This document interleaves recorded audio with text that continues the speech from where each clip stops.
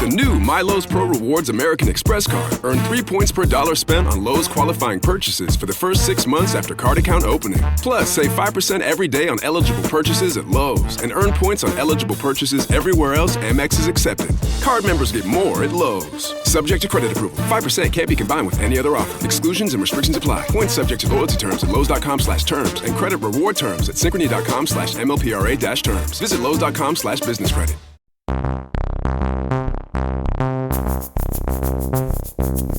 Hello and welcome to episode 314 of the Clean Energy Show. I'm Brian Stockton. And I'm James Whittingham. This week, solar in the Philippines skyrocketed last year. Unlike the Blue Origin rocket, It's going to be a hot summer, but the grid reliability report suggests the North American grid should be in good shape, except in a few places like where James and I live. If it's unbearably hot here, there could be grid issues this summer. Of course, the solution is more renewable energy, but since we don't have that around here, if the grid goes down, we'll have to, drink more Slurpees? okay. A new study says wildfires are burning less land but more money. It's like climate change is charging exorbitant carry-on fees because it's getting very costly just to carry on. Under the right atmospheric conditions, solar panels can actually output more power than they're rated for. It's called the cloud edge effect, and it produces a light so flattering that's what we'll use the next time we take our official portraits for the Clean Energy Show. All that and more on this edition of the Clean Energy Show. And also this week, some nuclear operators are having to adapt their power plants because of a warming climate. End of the show. Look for that. Yeah, lots more stuff coming up. So there's a new Mac app that I'm thinking of getting, and it's called the Cat's Lock app. And you know that every once in a while, Calypso, the Clean Energy Show cat, makes an appearance on the show. Yes. Anyway, there's a new app, and it allows you to set up a quick keyboard shortcut to lock out your keyboard when your cat appears. That's actually handy. I bet It's a lot handy. of people would enjoy that and make use of that. Yeah, because for some reason, cats love to walk on keyboards, and it happens during the show. And sometimes I move the keyboard out of the way and stuff to prevent that. So I think I'm going to have to get the Cat's Lock app. I know you got a lot going on. I had a hilarious gag plan for this episode. I know you're on a restricted diet right now. So I thought, man, I should just, as soon as we start recording, I'll just start eating a giant sandwich. That would be cruel. But I decided not to do it because it would have been too cruel. Okay. It also would have affected the show in a negative way. Because I bought a 900 calorie liquid diet. I'm in day 2. And at day 2, they say, is perhaps the worst, if not day 3. But eventually you'll go into ketosis and your body will change and start burning fat, and you won't worry about blood sugar. But right now, I'm barely with it. But I'm here for our listeners because I love you guys and I love the show. And what else? I need a distraction. I mean, if nothing else, I need to work this week and keep myself distracted. If you weren't doing this, all you could do is thinking about a nice fat, juicy steak or something. Oh, yeah. And I would lick a steak fork if I could. My son is back from Europe, and he says that he saw one of our videos on TikTok about the local data center. It must have went viral because things really go viral when they reach him. So he's a 22-year-old. He says that immediately I knew that the sound quality was not like normal TikTok, and it was really good. And then he pondered whether maybe we should downgrade our audio quality for TikTok to fit in. But we're always working on our audio quality to have the best possible audio quality for our listeners that we can. Sometimes we run into problems, and sometimes we try new things, and it gets hairy for the test period. But right now, we're pretty happy about it. If you have any comments, always let us know.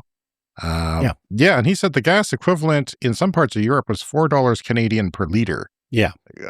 Quite, we'd never, parts of Canada and the West Coast reached $2 a liter, but that's a lot more.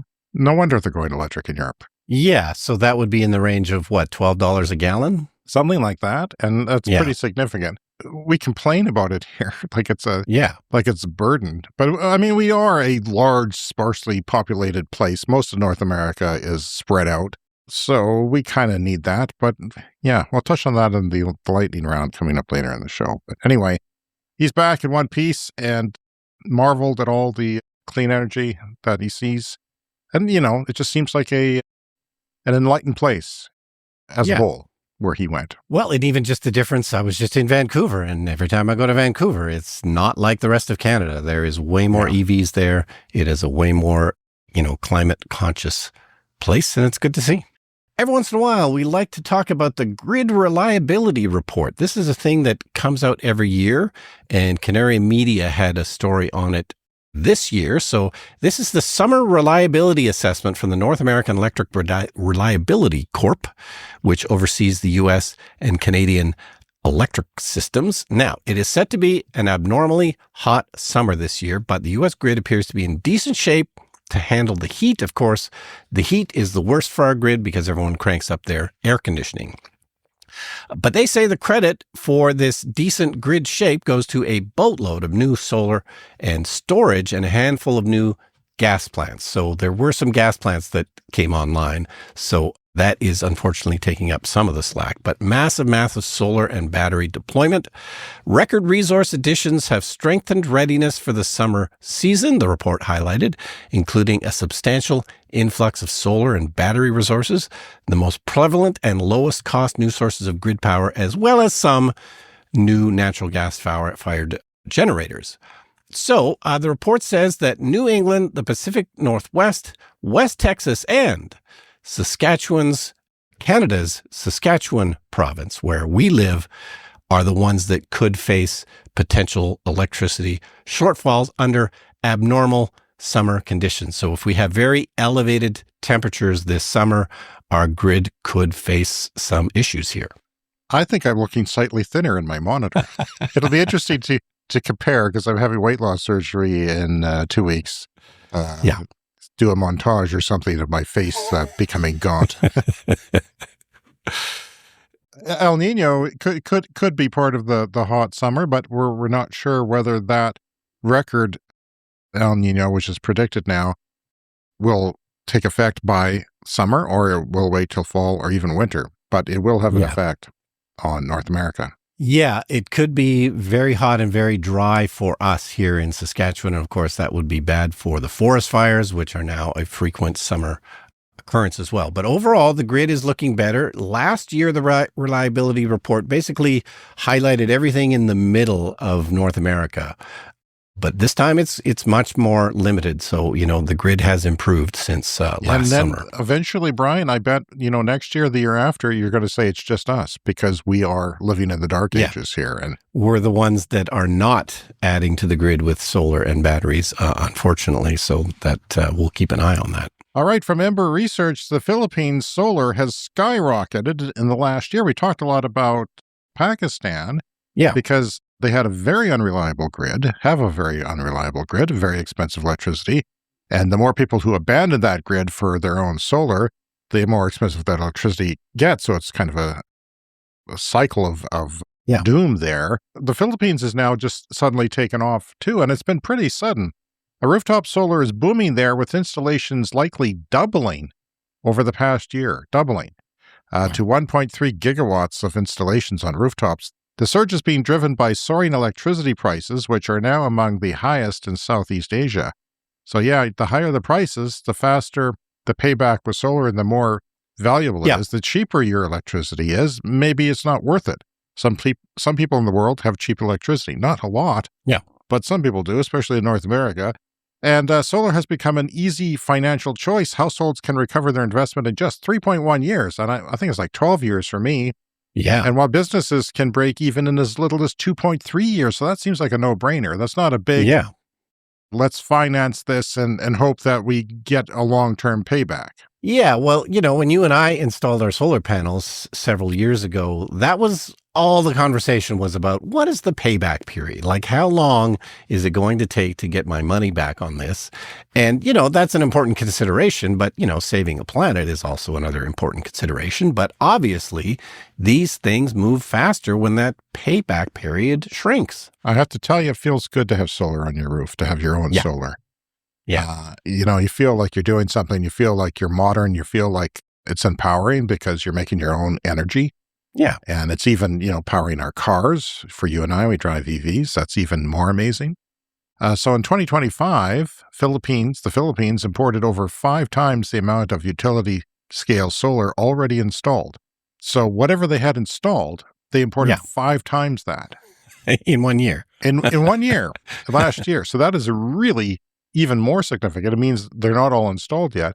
In early 2026, the Philippines became China's second largest export market for solar panels, ahead of Pakistan. So more are now going to the Philippines than Pakistan.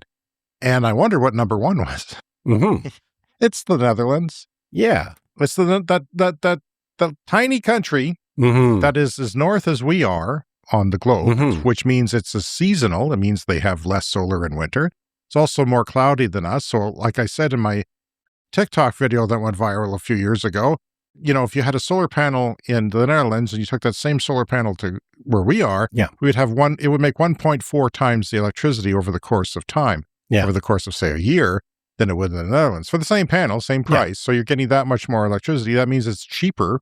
But of course, their electricity prices are higher there, which is something that we were just talking about. They've had a lot there already. Yeah. And now they're still number 1. They're going so strong. Wow. That I have to make another video, and maybe next year I'll make another video comparing it because it'll shame us even more.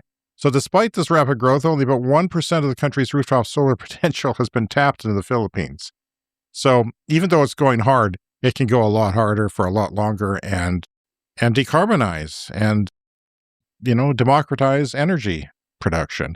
So solar paired with batteries is now cheaper than building new coal power plants in the Philippines and can be deployed much faster than a new coal power plant or anything else, really.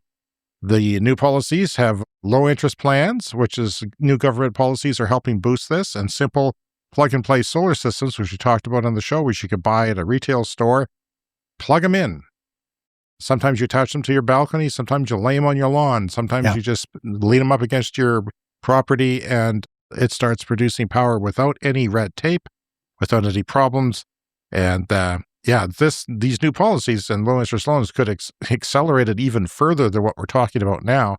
And researchers say a rooftop solar could become a key tool for any of the country's energy crisis while delivering cheaper, cleaner energy like electricity. So it's a no-brainer as always. No, that's amazing for the Philippines and the Netherlands. I've only been there once. In 1994, I traveled to Europe and I was in Amsterdam and Utrecht and shot some stuff for a TV show that was made here in Canada. And I posted a couple of those on my YouTube channel recently, and it really reminded me of how much I loved Amsterdam. I had just an amazing time there, and I really should go back. Well, my son loved everywhere he went. He went to Austria, Switzerland, and the Netherlands, a little bit in Italy. And he complained about Switzerland being expensive. Everything was very expensive. He struggled to eat there on a budget. Like he went to Burger King and got a Whopper Junior, not a Whopper Junior meal for $20 Canadian. And it worked out to, that is a lot of money. Yeah. So he went to grocery stores and got little snacks and things. And everything was perfect in Switzerland. Yeah, that's the downside, of course, is the prices. All right, this story is from Electrek, and it grew out of a discussion on Reddit where there was a user on Reddit talking about how he was getting more than the rated maximum output on his solar panels, and he was very confused by this. But apparently, this is a thing that is a known quantity. It's called the cloud edge or cloud irradiance enhancement effect. And this is an atmospheric phenomenon where scattered sunlight reflects off or refracts around the edges of passing clouds, causing the total solar irradiance reaching the ground to temporarily exceed normal clear sky limits. And this is something I've always wondered about because, I know from being a photographer that just because it's cloudy out doesn't mean that it's dark. Sometimes the clouds just sort of act as a diffusion layer that just kind of spreads the light. And in this case, it sounds like they can be used as like a bounce card, in film when we're doing lighting and you're outdoors, you can just take a big white card and use that to bounce sunlight into the scene, for instance. But sometimes, it sounds like nature kind of does this for you. But this was new to me, so I thought I would bring it here to the show. Yeah, and where we live on the prairies and the plains, often we get clouds that are thin. Yeah, when it is cloudy, that it's not like the West Coast. I was in Vancouver once. It seemed like nighttime in the middle of the day because the clouds were so thick and rainy. But there's a lot of places that, for instance, I was amazed that 75% of the electricity of normal I would get on cloudy days, technically cloudy days sometimes. Yeah. And a lot of people think, well, any cloud, that just turns off solar. It's a switch that doesn't exist, so you can't rely on that. Well, you get 15, 25% typically on a cloudy day. It's still producing solar even on a cloudy day. So if you overbuild it, then you get quite a bit. All right, Brian, a new study has found that while the total area burned by wildfires worldwide fell in 2025, some of the most destructive fires on record struck wealthier regions. And what happens when that happens is they cost more, these wildfires. Even though they burn smaller areas, they cost more to societies. The global burned area dropped 335 million hectares, the second lowest level since 2002. Major wildfires devastated California, Canada, South Korea, Spain, Portugal, and Scotland, causing deaths, evacuations, destroyed homes, and major infrastructure damage. And wildfires were responsible for more than 38% of all insured losses from weather-related disasters in 2025. That's creeping up. That's getting concerningly high. Yes, and we've talked about insurance companies working hard to kind of figure out how to not go bankrupt in a world of climate disasters. Researchers say there's a growing disconnect between total area burned and the real-world impacts as more fires are reaching populated areas. And this is something we talked about on the show because author John Valiant, author of Fire Weather, the excellent book that we discussed at length on this show before, has talked about many times wildland-urban interfaces, they're called. And this is where, urban areas interact with wildland areas. There's partly wild, they're partly urban, and so they can burn quite easily when the fire comes. Yeah, these are expanding throughout the world where these interfaces are. There's more and more of them. And expansion of farmland in parts of Africa has helped reduce the spread of large savanna fires, contributing to the decline of global burned area. And climate change is creating hotter, drier, and windier conditions that make wildfires more intense and harder to control. We talked about that, too, as quite a scary phenomenon, this so-called fire weather, which just ignites fires and then makes them spread so fast that the heat from them spreads, 30, 40 meters, 100 meters it burns the structures, not with the fire, but with the heat that they're producing because they get so hot. So in Southern California and South Korea, strong winds and dry vegetation turned fires into deadly disasters. Canada recorded extreme wildfire emissions for the third consecutive year. Yeah, and I was talking last week about how we had a pretty moist spring here, but then we got really hot for a little while and wind. Yeah. We've had strong winds for a week. I know. I talk about this a lot. We're seeing weather that we don't normally see. Like, it's just weird weather that is due to climate change. And it's ugly. It's unpleasant. So, and I lost a couple of pieces of siding, so I'm thrilled, and shingles, thrilled about that. So Canada recorded extreme wildfire emissions for the third consecutive year, and that is a bad thing for the climate, and it's coming from Canada, and we're losing some of our forests unnaturally. So since 2023, fires in North America, boreal forests have released nearly 4 billion tons of CO2, which is why it's a problem. And experts warned that future wildfire risks will be defined less by how much land burns and more by how much damage is caused to communities, infrastructure, and human health. And we know that smoke, we haven't had any here yet, knock on wood, because I got enough to deal with the refinery here. And I woke up in the middle of the night the other night and the refinery was here. My fan had turned off like my system has set up to do, but it was too late. Like it was still coming in the window before the time I actually woke up. Maybe I got to make it wake me up. The wind shifted slightly, right? It was a strong wind. When it's a strong wind, if it misses you, good. It's like a bullet. It misses you, but if it moves, then it hits you, and then terrible stuff, Brian. But that's the situation we're living in, and we'll talk more about that on future shows. Yeah, and we'll see what kind of a hot, dry summer, unfortunately, we are likely going to get. All right, it's time to dip into the mailbag. This is from Sundance on Blue Sky. Thanks for the great show. Good luck, James, on your surgery.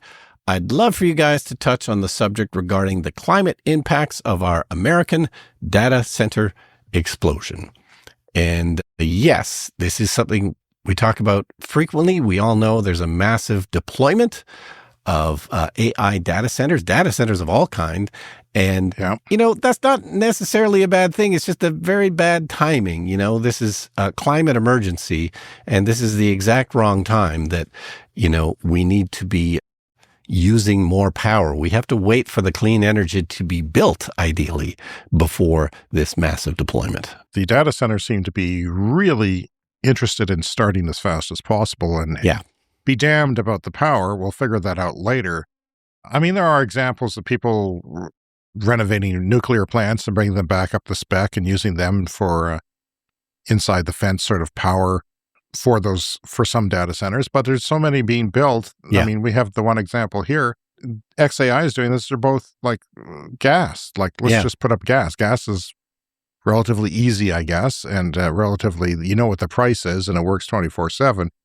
But that doesn't mean you should do it. Yeah. It doesn't mean that you shouldn't be building a lot of renewables fast with batteries. And hopefully we get smarter about that when we're building data centers. But we will talk about it more on the show. We have to, because it's one of the major issues in our space. Yeah. And as we said earlier, our jurisdiction, Saskatchewan, could face a shortfall of electricity this summer. So, the data center that's being built here, that's obviously, not going to help. It isn't finished yet, but that is not going to help. And it just, again, my main question about all that is, well, why would they build it here? That just seems like a bad idea. Go somewhere that has a better grid with more clean energy on it. So, who knows what thinking is going on there. Yeah, well, maybe if it was built this summer, say it was built, it's going to take a couple of years to build, but if it was running, would the utility say, okay, we're going to turn off the power to the data center? Yeah. Or we're going to turn off the power to 300,000 homes? Yeah.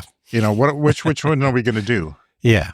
And I'll be damn pissed if they choose us, because we're the ratepayers. We're the people who make this economy turn, not just them. Yeah, but they certainly wouldn't want to be known as the place that turns off the power for businesses. That's not a great encouragement. That's why I'm worried they won't do it, because they don't want to be known for that. Exactly. So. All right, it's the first show of the month, and we'd like to thank our Clean Club Patreon supporters, starting with the Clean Club Executive, Green Bastard, Brent Routley, and Tiernan. Clean Club Poss, Bob Armstrong, John Hayes, Wes S., and Glenn Wright. And we'll get to the rest of the Clean Club members later in the show. Contact us, please. If you'd like to contact us, the best way to do is by email, if you don't mind. I know it's kind of an archaic technology for some people. cleanenergyshow@gmail.com. That's cleanenergyshow@gmail.com. You can also leave us a voicemail online at speakpipe.com/cleanenergyshow. And that message, I believe we got, that was from Blue Sky. So, I mean, there's different places where you can leave us messages. Sometimes they're missed, though, on social media, I'm afraid, because we get lots of, threats and bad things. But, that's one way you can do it. But we'll probably, Patreon's one of the leading ways that people contact us now. They just leave a comment on the Patreon page. Well, we should open a post office box and, accept postcards and letters in the mail. That would be. Then we get letter bombs, like it becomes more difficult after that. But maybe you're right. The Clean Energy Show is an independent podcast powered by listeners like you. You can support us at that Patreon. Patreon.com/cleanenergypod for as little as $1 a month.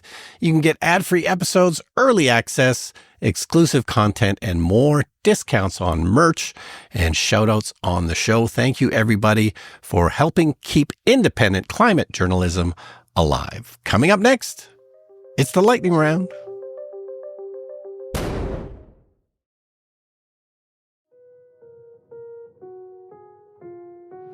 It's time for the Lightning Round! The Lightning Round is a fast-paced look at the latest headlines in climate, clean energy and transportation. May 2026 set a new all-time record for British solar generation. Solar generated 2.8 terawatt hours, beating the previous record set in a very sunny May 2025.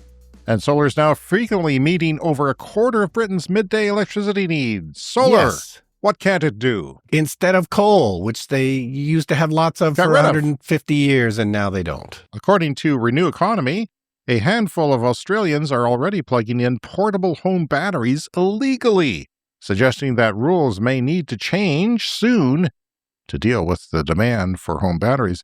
And this is what I said that would happen here, Brian. Yeah. If you raise our electricity rates because you don't go hard on renewables and you start putting in nuclear and refurbishing coal, we're going to go rogue. Yeah, people will just disconnect from the grid.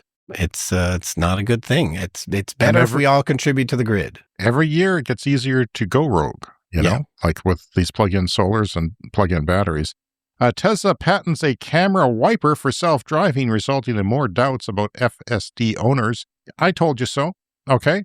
I said that this would happen. I said that Tesla would have to have wipers on their cameras for robotaxis. And I've said it many times over the years. I don't know if you remember it or our listeners remember it, but either way, I told you so.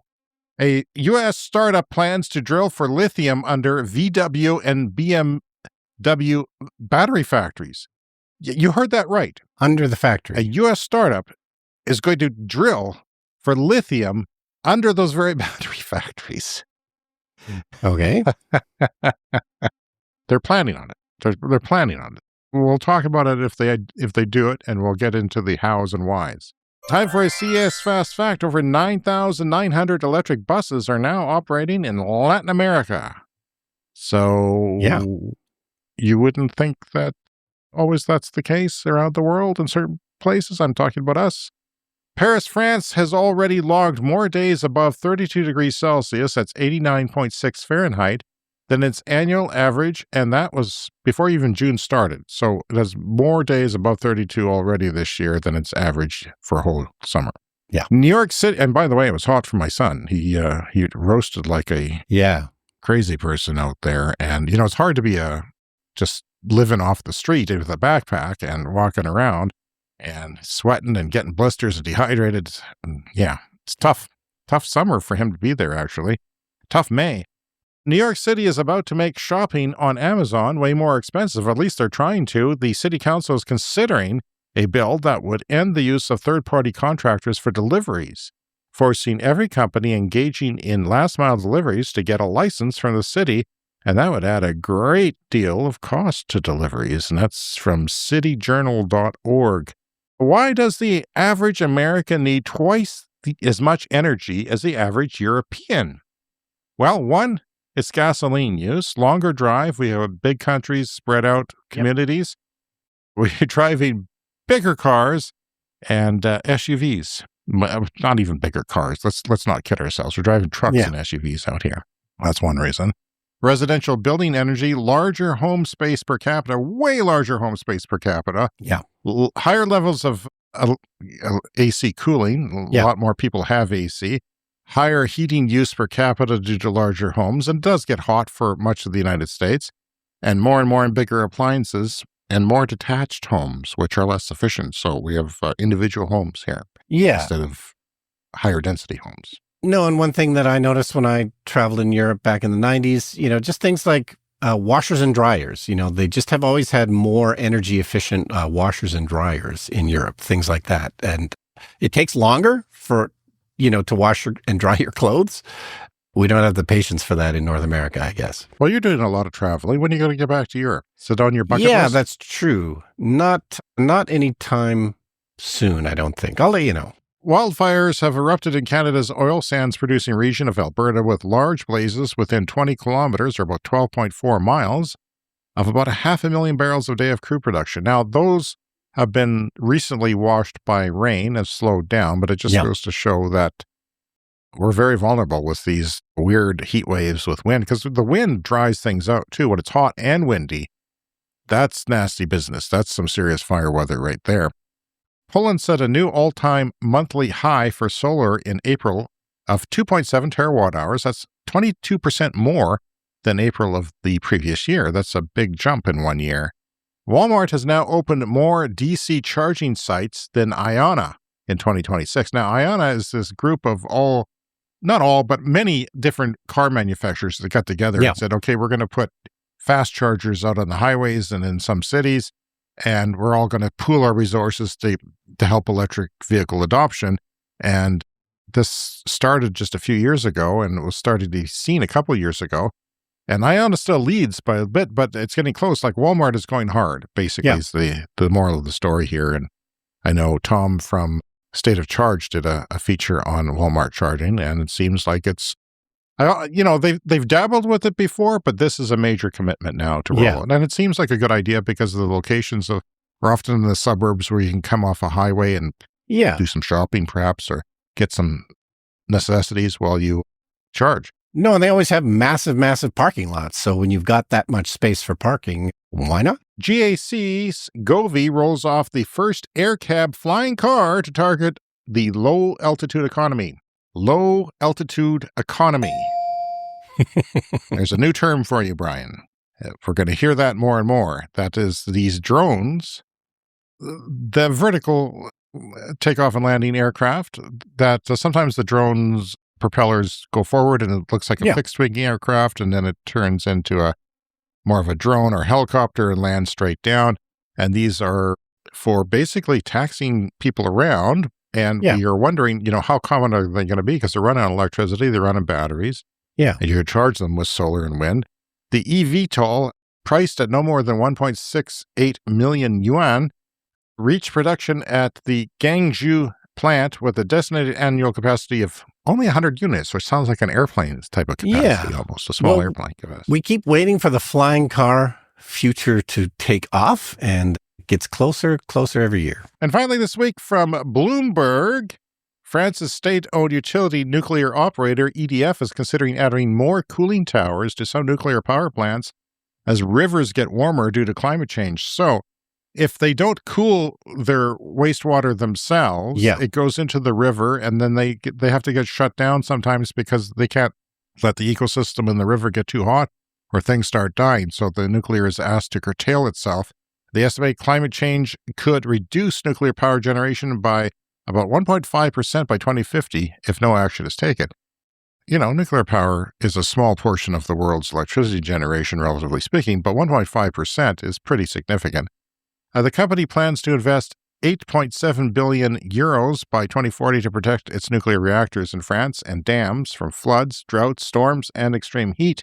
You don't always attribute every expense in the world to climate change, but a lot of money is going into addressing climate change now, and boy, is that ever going to get worse as we go along. Yeah. EDF is also preparing for lower hydroelectric production, which we've seen a lot of, which came and surprised me. The climate change is lowering hydroelectricity production, and they're going to upgrade their dams and considering new pumped hydro energy storage projects to store that energy. Basically pump the water up to a higher level. It comes down, runs the turbine when at night, for example. The utility is closely watching weather forecasts and expects possibility of a hotter than normal summer, as we all are, and it's certainly got one already. Okay, here's an idea. The cooling towers on nuclear power plants. Yep. They should have like a mineral spa on top of the towers, and then all the heated water, people can hang out in a spa-like atmosphere. Well, sure. And there's talk of, nuclear reactors heating for industry as well, giving thermal power for industry and district heating. So there's different ideas. But in France, it goes into the rivers because they don't really have the ocean there, obviously, to that a lot of nuclear plants have. Yeah, and they have a lot of nuclear historically. They're one of the leaders in the technology. All right, that's it for this week. You can find the Clean Energy Show on social media apps like TikTok, Instagram, and Blue Sky as Clean Energy Pod. And again, the email, if you want to contact us, cleanenergyshow@gmail.com. And if you haven't already, remember to follow us on your podcast app. Hit the follow or subscribe button to get new episodes delivered every week. If you haven't already, remember to follow us on your podcast app to get new episodes delivered every week. And remember to join our Clean Energy Patreon at patreon.com/cleanenergypod. Go there now and help support our show. Thank you to our Patreon Clean Club executive members who get a shout out every month. Noah Cook, Denny and Linda, Jonathan Dick, Bob Eaton, Josh Enkin, Sean Ennis, Andy Fessler, Roshan Gervais, H., Sean Hines, Just Jack, Timo Kallenberger, David Klinke, Peter O'Donnell, Weldon Penner, Robu, Arthur Slade, Joe Thorsheim, Landon Yu, and Richard W. Thank you all for supporting our podcast. We've got 2 shows to do next week, Brian. Yeah. Got a Patreon bonus and a regular show, and we'll see if I can survive that, because I barely got through this one, but here we are. Please rate and review us on your favorite podcast app, be it iTunes, Apple Podcasts, Spotify, or whatever. And we'll see you again, hopefully, in 7 days.